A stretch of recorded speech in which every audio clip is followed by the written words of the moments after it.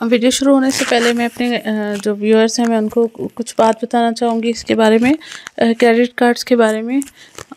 यकीनन अलर्ट करना चाहूँगी कि आप बेशक क्रेडिट कार्ड्स की वीडियोस देखें, उससे इन्फॉर्मेशन लीजिए, लेकिन क्रेडिट कार्ड्स को इस्तेमाल करने का अगर कोई फ़ायदा है तो उसका नुकसान भी है। इस्लामिक पॉइंट ऑफ व्यू से भी वो नुकसान है और दूसरे हिसाब से आपकी ख़ुद की ज़ात के लिए भी वो नुकसानदेह है। वो इस तरह से है कि क्रेडिट कार्ड जो है वो आपको हर महीने की एक लिमिट दे दी जाती है कि इस डेट तक आपने उसका जो भी बिल है वो आपने पे करना है। अगर आप वो बिल उस महीने के अंदर रह के पूरे का पूरा पे कर देते हैं तो वो आपके लिए फ़ायदेमंद है। आप क्रेडिट कार्ड सही तरीके से इस्तेमाल करें, क्योंकि उसमें इंटरेस्ट का या जो सूद का है वो किसी किस्म का फैक्टर नहीं आ रहा। लेकिन अगर आप किसी वजह से उस ड्यू डेट से एक्सटेंड आगे बढ़ जाते हैं या आप पूरे टाइम पे पूरा बिल पे नहीं करते हैं, आपका कुछ ना कुछ आउटस्टैंडिंग बैलेंस रह जाता है, तो उस ड्यू डेट के बाद उसके ऊपर इंटरेस्ट लगना शुरू हो जाता है और वो इंटरेस्ट कंपाउंड इंटरेस्ट होता है। मतलब अगर पहले दिन आपका 2300 रुपया पड़ा था, उसके ऊपर इंटरेस्ट लग के वो 2360 रुपये हो गए, तो अगले दिन जो इंटरेस्ट कैलकुलेट होगा वो 2360 पे होगा। उसके बाद 2360 के बाद जो इंटरेस्ट कैलकुलेट हुआ है वो उस पर और उस तरह कंपाउंड होता होता वो बहुत ज़्यादा नुकसानदेह होगा और आपका अच्छा खासा एक हलाल का जो फैक्टर था वो उसमें से निकल जाता है, इंटरेस्ट इन्वॉल्व हो जाता है और वो हराम होता है। तो वीडियोस शुरू करने से पहले मुझे आपको ये चीज़ बतानी है कि क्रेडिट कार्ड को आप लोगों ने अगर यूज़ लेना है तो उसको इस्तेमाल करना है, तरीके से इस्तेमाल करना है, अदरवाइज़ आप उसके सूद के ज़िम्मेदार ख़ुद होंगे, जो कि इस्लामिक पॉइंट ऑफ व्यू से सही नहीं है। जस्ट मुझे बहुत सारे मैसेजेस आते हैं, आप क्रेडिट कार्ड्स पे वीडियो बनाएं, आप क्रेडिट कार्ड्स पे वीडियो बनाएं, उसकी भी इन्फॉर्मेशन दें। मैं इसलिए क्रेडिट कार्ड्स की इन्फॉर्मेशन बता रही हूँ, बट उससे पहले मैं आपको उसके बारे में अलर्ट भी कर रही हूँ। तो इस चीज़ को प्लीज़ बहुत ध्यान से लीजिएगा और आगे वीडियो कंटिन्यू करते हैं। बिस्मिल्लाहिर्रहमानिर्रहीम, अस्सलाम वालेकुम, वेलकम टू माय चैनल। मैं हूँ ईमान फ़ातिमा और आज मैं लेकर आई हूँ आपके लिए क्रेडिट कार्ड सीरीज़ की ही एक और वीडियो। किस बैंक से जी? HBL बैंक से। और जो हम लोग कार्ड डिस्कस करेंगे आज वो है वीज़ा गोल्ड क्रेडिट कार्ड। और वीज़ा गोल्ड क्रेडिट कार्ड जो है वो अगर आप उसके लिए एलिजिबल हो सकते हैं, और उसके लिए एलिजिबल की होने की कंडीशन, सबसे पहली कंडीशन क्या है कि आपकी जो सैलरी है, जो मंथली सैलरी है वो मिनिमम 75,000 होनी चाहिए। अगर 75,000 है तो आप उसके लिए एलिजिबल हो जाते हैं।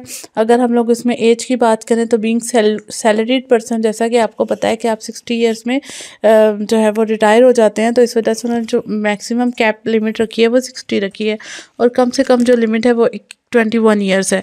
तो 21 से 60 साल के बीच में अगर आपकी एज है तो आप, और आपकी 75,000 सैलरी है, तो आप visa gold credit card HBL के वीज़ा गोल्ड क्रेडिट कार्ड के लिए एलिजिबल है। अच्छा, डॉक्यूमेंट रिक्वायरमेंट जो है, अगर सैलरीड पर्सन है तो उसमें आपको CNIC चाहिए, आपकी सैलरी स्लिप चाहिए होगी। और अगर आपका अलाइड बैंक HBL में अकाउंट है तो आप क्या करेंगे, अपनी स्टेटमेंट जो है वो आपको देने की ज़रूरत नहीं है, आपके लिए ये 2 डॉक्यूमेंट्स इनफ है। और अगर आप किसी और बैंक से हैं लेकिन आप कार्ड जो है वो HBL का लेना चाह रहे हैं, तो आप उस अपने बैंक की जहाँ पर आपकी सैलरी क्रेडिट हो रही है, आप 12 माह की जो स्टेटमेंट है वो लेकर आएंगे, जो कि डूली वेरीफाई होगी by the respective manager, stamp लगी हुई हो, उस पर साइन हुए हुए हों, तो आपके ये डॉक्यूमेंट्स हैं जो कि इनफ है। और अगर आप सेल्फ एम्प्लॉयड हैं, सोल प्रोप्राइटर है, तो आपका प्रोप्राइटरशिप लेटर चाहिए होगा। अगर आप पार्टनर हैं किसी फर्म में तो पार्टनरशिप डीड रिक्वायर्ड होगी, जिसमें आपकी डिटेल्स क्लियरली मेंशन हो। अगर आप किसी जॉइंट स्टॉक कंपनी के डायरेक्टर हैं तो क्या होगा, आपको फॉर्म 29 जो है वो उसमें देना पड़ेगा। तो ये कुछ, इसके अलावा आपका CNIC होगा और सैलरी स्लिप वगैरह सब कुछ हो गई। अच्छा, अब अप्लाई कैसे कर सकते हैं? अगर तो आप HBL के एग्जिस्टिंग कस्टमर हैं तो आप HBL की ऐप पे जाके credit card, visa gold credit card के लिए अप्लाई कर सकते हैं। अगर आप इसके लिए एलिजिबल हैं, आपकी सैलरी 75,000 है, आप जो है वो सैलरीड है, आपकी एज जो है वो एज ब्रैकेट 21 to 60 के बीच में है। इसके अलावा अगर दूसरा ऑप्शन है वो यही है कि आप HBL की हेल्पलाइन पे कॉल कर सकते हैं और उसके बाद आप अपने हेल्पलाइन से जो अप्लाई कर सकते हैं और आपके घर पे जो है वो कार्ड ड्रॉप हो जाएगा। और जबकि हमारे पास जो तीसरा बड़ा ऑप्शन है वो क्या है कि आप किसी भी नियरेस्ट ब्रांच में जाएंगे, जाके ब्रांच मैनेजर से जो है वो मिलेंगे और वो आपको क्रेडिट कार्ड के लिए अप्लाई करवा देंगे। आपका जब क्रेडिट कार्ड अप्लाई हो जाएगा तो उसके बाद आपको एक बुकलेट मिलेगी जिसमें आपको डिफरेंट किस्म की टर्म्स एंड कंडीशंस के बारे में बताया होगा, कार्ड को सिक्योरली कैसे यूज़ कर सकते हैं, उन सब चीज़ों के बारे में बताया होगा। तो इस तरह से आपको उसका बेनिफिट हो जाएगा। अब अगर हम लोग इसके चार्जेस की बात करें तो इसके एनुअल चार्जेस होते हैं, एप्लीकेशन के कोई चार्जेस नहीं होते हैं, लेकिन एनुअल चार्जेस होते हैं। और उसकी जो एनुअल फ़ी होती है वो कितनी है, वो 10,000 तक होती है। और अगर आप इसका सप्लीमेंट्री कार्ड बनवा रहे हैं, अगर सप्लीमेंट्री कार्ड में ये है कि अगर आप अपने उसी कार्ड से एक सर्टन अमाउंट की लिमिट किसी और को एलोकेट करना चाह रहे हैं, अपने बच्चों को, अपने स्पाउस को, फादर मदर को, बहन भाई किसी को भी, तो वो आपके लिए सप्लीमेंट्री कार्ड बन जाता है। सप्लीमेंट्री कार्ड की जो एनुअल फ़ी होती है वो इस कार्ड के हाफ होती है। मतलब अगर गोल्ड क्रेडिट कार्ड की फ़ी 10,000 है तो सप्लीमेंट्री कार्ड की फ़ी हो जाएगी 5,000। तो ये इसके चार्जेस थे, मैंने आपको इसके चार्जेस के बारे में बता दिया। अब अगर इसके बेनिफिट्स की तरफ आएँ तो इसमें आपका एक तो आपको हाई रिवॉर्ड मिल रहे होते हैं, आपको डिफरेंट किस्म के जो है वो कैशबैक्स मिल रहे होते हैं, जिसमें आपके मतलब आपकी क्रेडिट कार्ड की जो आपकी आउटस्टैंडिंग बैलेंस है वो फिर कम होना शुरू हो जाता है।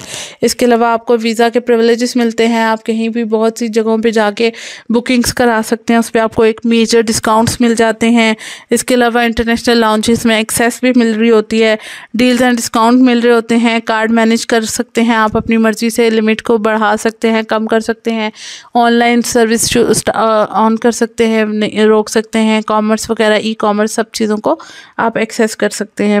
इंटरनेशनली एक्सेप्टेबल है, एक सिक्योर होता है, ठीक है, और ज़ीरो लाइबिलिटी है। अगर कार्ड चोरी हो गया है, फर्स्ट 24 आवर्स में रिपोर्ट वगैरह करा दिए, सारे डॉक्यूमेंट्स जमा करा दिए हैं, तो जो भी नुकसान होगा उसका आपको कोई लॉस बेयर नहीं करना पड़ेगा। डिफरेंट किस्म के इंश्योरेंस प्लान होते हैं और एटीएम कैश विड्रॉल। अब एटीएम कैश विड्रॉल क्या है कि ये सबसे बड़ा बेनिफिट है कि अगर आपके पास किसी वजह से उस टाइम कैश अवेलेबल नहीं है, लेकिन आपके पास एचबीएल का क्रेडिट कार्ड अवेलेबल है, तो आप क्या कर सकते हैं, आप जाके किसी भी एटीएम से एक सर्टेन अमाउंट ऑफ कैश जो है वो विड्रॉ कर सकते हैं। तो आपको इस चीज़ का भी बेनिफिट मिल जाएगा। तो ये था एचबीएल का gold credit card. I hope कि आपको वीडियो जो है वो क्लियर हो गई होगी, आपको उसके बेनिफिट्स, उसके फीचर्स, हर एक चीज़ जो है वो समझ आ गई होगी। मैं इंशाल्लाह आपसे मिलूँगी नेक्स्ट वीडियो में कुछ मज़ीद कंटेंट के साथ। तब तक के लिए अल्लाह हाफिज़।